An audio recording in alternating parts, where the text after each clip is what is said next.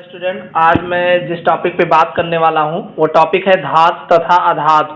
धातु तथा अधातु के इस लेसन में हम आज ऐसे ही इम्पोर्टेंट फैक्ट्स लेके आए हैं जो आपके किसी भी एग्ज़ाम्स की तैयारी कर रहे हों। आप अगर किसी भी एग्ज़ाम्स की तैयारी कर रहे हों तो उस एग्ज़ाम्स में ये जो है बहुत ही इम्पॉर्टेंट होंगे। उस एग्ज़ाम्स के लिए ये फैक्ट्स जो है बहुत ही इम्पॉर्टेंट होंगे। अगर आप नए हो तो इस चैनल को सब्सक्राइब कर लीजिए और बेल आइकन पर प्रेस कर लीजिए और वीडियो को लाइक करना मत भूलिएगा। चलिए हम बात करते हैं। देखिए, इस लेसन में हम धातु तथा अधातु के इस टॉपिक पे बात करने वाले हैं जो किसी भी एग्ज़ाम में जो है ये बहुत पूछे जाते हैं। मैं उन्हीं तत्वों पर चर्चा करूँगा बहुत ही महत्वपूर्ण हो। तत्व होते हैं यानी उनके गुणों के आधार पर, गुणधर्मों के आधार पर सभी तत्वों को दो वर्गों में बांटा गया है। पहले एक धातु है और दूसरा अधातु है। बात करेंगे धातु की कि वे तत्व धातु कहलाते हैं जिनमें निम्न गुण होते हैं, यानी वे तत्व धातु कहलाते हैं जिनमें निम्न गुण होते हैं। कौन कौन से गुण होने चाहिए उनमें? सबसे पहला दिया है कि वे तत्व धातु कहलाते हैं जिनमें निम्न गुण होते हैं। सबसे पहला गुण है कि जो विद्युत व उष्मा के सुचालक हो, यानी ऐसे तत्व जो विद्युत तथा उष्मा के सुचालक होते हैं। दूसरा, जो तन्य होते हैं यानी जिनको तार की तरीके से खींचा जा सकता है। और तीसरा ये गुण होना चाहिए जो आघात वर्धनीय हो, यानी जिनको हथौड़ों से पीटने पर वो टूटते नहीं है परंतु उनके पृष्ठीय क्षेत्रफल में वृद्धि होती है। उन्हें हम आघात वर्धनीय तत्व कहते हैं। अगला क्या गुण होना चाहिए? अगला गुण जिनमें विशेष चमक होती है, यानी ऐसे तत्व जिनमें विशेष चमक होती है। इस विशेष चमक को हम धात्विक चमक कहते हैं। देखिए, जितनी धातु होते हैं उन सभी धातुओं में वो हर धातु की अपनी एक विशेष चमक होती है जिसे हम धात्विक चमक कहते हैं। देखिए, ये चार इंपॉर्टेंट फैक्ट्स हैं जो सभी धातुओं में पाए जाते हैं। अब हम बात कर लेते हैं अधातु किसे कहते हैं। तो अधातु वे तत्व अधातु कहलाते हैं जिनमें निम्न गुण होने चाहिए। अब निम्न गुण कौन कौन से हैं? सबसे पहला गुण जो सामान्यतः विद्युत तथा उष्मा के सुचालक होते हैं। देखिए, धातुएं जो है सुचालक होती हैं तो अधातुएं जो है उसी के जस्ट अपोजिट। देखिए, जितने गुण धातुओं के हैं उन्हीं गुणों को अपोजिट करके जो है कुछ गुणें जो हैं अपोजिट होती हैं। जैसे जो सामान्यतः विद्युत तथा उष्मा के कुचालक होते हैं, अब वो सुचालक हैं तो अधातुएं कुचालक होती हैं। जो तन्य नहीं होते, देखिए धातुएं जितनी होती है तन्य होती हैं तो अधातुएं जो है तन्य नहीं होते। अगला क्या गुण है? जो आघात वर्धनीय ना होकर भंगुर होते हैं, यानी धातुएं जो है आघात वर्धनीय होती हैं तो अधातुएं जो है आघात वर्धनीय नहीं होते हैं, भंगुर होते हैं। यानी जिनको अगर हम हथौड़ों से पीटा जाए तो वो छोटे छोटे टुकड़ों में चूर चूर हो जाते हैं, उन्हें हम भंगुर कहते हैं। अगला गुण क्या होना चाहिए? अगला गुण जो है इनका जिनमें सामान्यतः कोई विशेष चमक नहीं होती। देखिए, धातुओं में विशेष चमक होती है तो अधातुओं में विशेष कोई भी चमक नहीं होती है। अगला क्या गुण होना चाहिए? अगला गुण जो सामान्यतः ऋणायन बनाने की प्रवृत्ति रखते हैं। देखिए, जो धातुएं होती हैं वो अपने में से इलेक्ट्रॉन त्याग करके धनायन बनाते हैं तो अधातुएं जो होती हैं वो एक या एक से अधिक इलेक्ट्रॉन ग्रहण करके ऋणायन बनाने की प्रवृत्ति रखते हैं, अधातुएं कहलाती हैं। देखिए, धातु अधातु के अलावा कुछ एलिमेंट्स ऐसे भी होते हैं जिन्हें हम उपधातु की श्रेणी में रखा गया है, यानी उपधातु कहा जाता है। अब ये उपधातु क्या होते हैं? देखिए, उपधातु कुछ ऐसे तत्व होते हैं जो धातु एवं अधातु दोनों के गुण प्रदर्शित करते हैं, ये तत्व उपधातु कहलाते हैं। देखिए भाई, जो धातुओं का गुण प्रदर्शित कर रहा है वो धातु है, जो अधातुओं का गुण प्रदर्शित कर रहा अधातु है। तो कुछ ऐसे हैं जो दोनों के गुण प्रदर्शित करते हैं, तो जो दोनों यानी धातु एवं अधातु दोनों के गुण प्रदर्शित करते हैं ये तत्व उपधातु कहलाते हैं। अब उपधातु के एग्जाम्पल में अगर देखा जाए तो जैसे आर्सेनिक है। अगला एग्जाम्पल है एंटीमनी। देखिए, आर्सेनिक और एंटीमनी ये बहुत ही मुख्य है। ये उपधातु है जिनके ऑक्साइड अम्ल क्षार दोनों के साथ अलग अलग अभिक्रिया करते हैं। यानी आर्सेनिक और एंटीमनी जो है ये अम्ल तथा क्षार दोनों के साथ अलग अलग अभिक्रिया करते हैं। बात करेंगे मिश्र धातु। तो मिश्र धातु क्या होते हैं? देखिए मिश्र धातु नाम ही है मिश्र धातु, यानी मिले हुए धातु। अब जैसे दो या दो से अधिक धातुओं के समांगी मिश्रण को मिश्र धातु कहते हैं। यानी दो या दो से अधिक धातुओं के समांगी मिश्रण, समांगी मतलब जैसे एक जैसा बना है, दो धातु को आपस में मिला दीजिए और मिल करके एक धातु का निर्माण करते हैं तो उसे हम मिश्र धातु कहते हैं। अब देखिए कुछ इंपॉर्टेंट मिश्र धातु दिए गए हैं जो एग्जाम में बार बार पूछे जाते हैं। मिश्र धातु का नाम दे करके संगठन पूछ लिया जाता है, या जो है संगठन दे करके धातु का नाम पूछ लेते हैं और उनके उपयोग जो है पूछे जाते हैं। तो सबसे पहला मिश्र धातु है पीतल। यानी पीतल क्या होता है? तो पीतल में क्या कौन कौन सी धातुएं मिली होती हैं? देखिए पीतल में कॉपर 80% होता है और जिंक जो है 20% होता है। यानी कॉपर और जिंक दोनों को मिला करके 80 और 20% तो पीतल का निर्माण होता है। अब इस पीतल का जो है उपयोग कहाँ किया जाता है? तो बर्तन तथा तार बनाने में, यानी पीतल का प्रयोग जो है बर्तन तथा तार बनाने में, मशीनों में और कारतूसों में, इस जगह पे जो है उपयोग किया जाता है।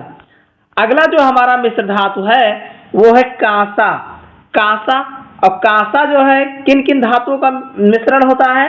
कांसा जो है कॉपर, इसमें जो है का से कांसा, का से कॉपर। कॉपर जो है 88% तथा टिन जो है ये 12% जो है होता है। इन दोनों के मिश्रण को कांसा कहते हैं। इसका उपयोग जो है बर्तन एवं मूर्तियां बनाने में किया जाता है। अगला जो मिश्र धातु है वो है जर्मन सिल्वर। जर्मन सिल्वर में जो है कॉपर जो होता है वो 50% होता है, जिंक जो होता है 35% और निकेल जो है 15% होता है। और इसका उपयोग जो है जेवरात, देखिए जो जर्मन सिल्वर होता है जेवरात, बर्तन तथा मूर्तियां बनाने में किया जाता है। अगला जो हमारा मिश्र धातु है वो है टाका। टाका किन किन चीजों से मिलकर, किन किन धातुओं से मिलकर बना होता है? तो टाका जो है ये लेड व टिन, यानी पीबी और एसएन, लेड व टिन से मिलकर बना होता है। और इसका उपयोग कहाँ किया जाता है? इसका उपयोग जो है इलेक्ट्रॉनिक उपकरणों में किया जाता है। आप जानते हैं जो रेडियो है या जो टेलीविजन होते हैं इनमें जो टाका लगाए जाते हैं ये इसी का प्रयोग किया जाता है। अगला हमारा जो मिश्र धातु है स्टेनलेस स्टील। ये किन किन धातुओं से मिलकर बना होता है? ये आयरन, क्रोमियम, निकेल तथा कार्बन से मिलकर बना होता है। आयरन, क्रोमियम, निकेल तथा कार्बन से मिलकर बना होता है। और इस जो है स्टेनलेस स्टील का उपयोग जो है बर्तन बनाने, मूर्तियां, साइकिल के पुर्जे तथा शल्य चिकित्सा के औजार बनाने में जो है किया जाता है। लेसन में जो है कुछ इम्पोर्टेंट तथ्य है जो बहुत ही एग्जाम में पूछे जाते हैं, इसको एक एक करके हम देखते हैं। सबसे पहला है विद्युत का सर्वोत्तम चालक धातु जो कौन सी होती है? वो चांदी है। ये जो है बहुत ही महत्वपूर्ण है, ये एग्जाम में बहुत पूछा जाता है। विद्युत का सर्वोत्तम चालक धातु चांदी है। अगला जो है सामान्य ताप पर प्रायः सभी धातुएं ठोस होती। देखिए अगर हम जनरल टेम्परेचर पे बात करें तो जितनी भी धातुएं होती हैं ये सब के सब ठोस अवस्था में होती हैं। लेकिन एक अपवाद है, परंतु पारा जो है ठोस ना हो करके ये द्रव अवस्था में होता है। यानी सभी धातुएं तो ठोस होती हैं लेकिन जो पारा होती है ये जो है सामान्य ताप पर द्रव अवस्था में होता है। अगला क्या इंपॉर्टेंट है? देखिए सामान्य ताप पर ब्रोमीन अधातु द्रव होता है। देखिए जो अधातुएं होती हैं ये ठोस, द्रव तथा गैस तीनों अवस्थाओं में पाई जाती हैं। लेकिन सामान्य ताप पर अगर हम ब्रोमीन की बात करें, ये ब्रोमीन ही बहुत पूछा जाता है एग्जाम में। ये ब्रोमीन जो होती है ये अधातु है और ये द्रव अवस्था में होता है। यानी सामान्य ताप पर ब्रोमीन जो है ये अधातु है और ये द्रव, देखिए अधातु होता ही है, ये सिर्फ द्रव अवस्था में पाया जाता है। अगला है पिग आयरन को कच्चा लोहा। देखिए पिग आयरन को कच्चा लोहा ढैया जो है इसी को ढलुआ लोहा यानी पिग आयरन को कच्चा लोहा और ढलुआ लोहा, आपसे पूछा जाएगा कच्चा लोहा किसे कहते हैं, तो पिग आयरन को कहा जाता है, या इसी कच्चा लोहा को जो है ढलुआ लोहा कहा जाता है। इसमें 93% लोहा यानी 93% लोहा और 4 से 5% कार्बन तथा शेष सल्फर, फास्फोरस, सिलिकॉन की अशुद्धियां उपस्थित होती हैं।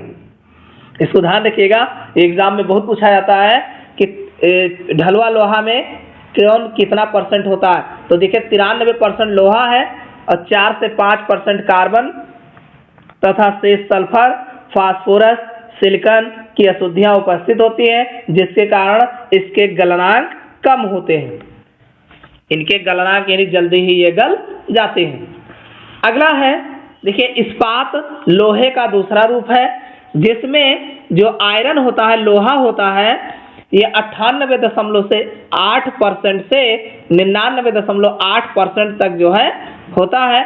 और कार्बन जो होता है इसमें 0.25% से 1.25% से 1.5%।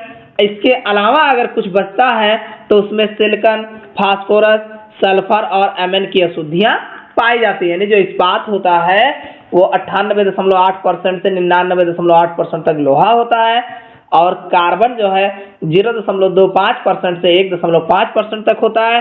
शेष अगर कुछ मान लीजिए कुछ अशुद्धियां बचती हैं तो सिलिकॉन, फास्फोरस, सल्फर, एमएन की अशुद्धियां पाई जाती हैं। अगला हमारा है जर्मेनियम, आर्सेनिक, एंटीमनी ऐसे तत्व हैं जिनमें धातु तथा अधातु दोनों के गुण पाए जाते हैं। इसको तीनों को याद रखिएगा, बहुत पूछा जाता है कि धातु तथा अधातु दोनों के गुण पाए जाते हैं, जिन्हें हम उपधातु कहते हैं, जर्मेनियम, आर्सेनिक तथा एंटीमनी। इन तत्वों को उपधातु कहते हैं, यानी इन तत्वों को हम उपधातु कहा जाता है। अगला है लोहे तथा एल्यूमिनियम का संक्षारण वायुमंडलीय ऑक्सीजन एवं नमी की उपस्थिति में ऑक्साइड बनाने के कारण होती है। देखिए जो लोहा और एल्यूमिनियम का संक्षारण होता है, यानी इनका संक्षारण वह प्रक्रिया होती है जिसमें तत्व वायुमंडल की नमी और ऑक्सीजन से क्रिया करके धीरे धीरे जो है नष्ट हो जाता है, तो नष्ट होना ही संक्षारण कहलाता है। तो वायुमंडलीय ऑक्सीजन एवं नमी की उपस्थिति में ऑक्साइड बनने के कारण होता है। अगला जो इम्पोर्टेंट है वो धातुओं में संक्षारण से बचाने के लिए गैल्वेनीकरण प्रक्रिया का प्रयोग किया जाता है। यानी धातुओं को अगर संक्षारण से नष्ट होने से बचाना है तो उसे हम गैल्वेनीकरण प्रक्रिया प्रयोग किया जाता है। अब इस प्रक्रिया में होता क्या है, इस प्रक्रिया में धातु को जंग से बचाने के लिए धातु के ऊपर जेडन यानी जिंक, जिसी को जस्ता कहा जाता है, जस्ते की परत चढ़ाई जाती है। यानी अगर हम जंग से बचाना है तो उस पर हम जेडन की जो है परत चढ़ाई जाती है। घरों की छतें बनाने के लिए प्रयुक्त लोहे की चादरों, बाल्टियों, ड्रमों को संक्षारण से बचाने के लिए उनका गैल्वेनीकरण किया जाता है। यानी गैल्वेनीकरण वह प्रक्रिया है जिसमें जो है एक धातु के ऊपर दूसरी धातु जो कम क्रियाशील होती है उसकी परत चढ़ाई जाती है, जिससे जो है उनकी संक्षारण को जो है रोका जा सके। अगला इंपॉर्टेंट फैक्ट है कि जो मिश्र धातु प्रायः मूल धातु से कठोर होती है। देखिए जो मिश्र धातु यानी जो दो धातुओं से मिलकर बनी होती है उन्हें मिश्र धातु कहते हैं। दो या दो से अधिक धातुओं से मिलकर बने होते हैं, मिश्र धातु कहलाते हैं। मिश्र धातुएं जो होती हैं वो मूल धातु यानी जिन जिन धातुओं से मिलाए होते हैं उनसे वो कठोर होती हैं। आगे है शुद्ध सोना बहुत ही मुलायम होता है। अगर हम शुद्ध सोने की बात करें तो शुद्ध सोना जो है बहुत ही मुलायम होता है, कि शुद्ध सोने से हम जो है आभूषण बनाए तो वो बहुत मुलायम होता है, इसलिए इससे जो है आभूषण नहीं बनाया जा सकता है। सोने में थोड़ा तांबा या कॉपर मिलाने पर यह कठोर एवं आभूषण बनाने उपयोगी हो जाता है। यानी आभूषण बनाने के लिए उसमें या तो कॉपर जिसे हम तांबा कहते हैं, थोड़ा बहुत मिलाया जाता है। अब जब कॉपर या तांबा कॉपर को मिलाते हैं तो यह कठोर हो जाता है, और इसी कठोर होने के साथ जब हो जाता है तो इसे आभूषण बनाने में उपयोग किया जाता है। ये थे धातुओं और अधातुओं के कुछ इम्पोर्टेंट फैक्ट्स एग्जाम में बार बार पूछे जाते हैं। अगले वीडियो में हम जो है इससे रिलेटेड जो है हम कुछ क्वेश्चन सॉल्व करवाएंगे। देखो, जो ऐसे स्टूडेंट हैं जो सहायक अध्यापक एवं अन्य राज्यों की अध्यापक परीक्षाओं में ये प्रश्न जो है बार बार ये क्वेश्चन जो है इसी को घुमा घुमा के बार बार पूछा जाता है। वीडियो में इतना, फिर मिलते हैं अगले वीडियो में।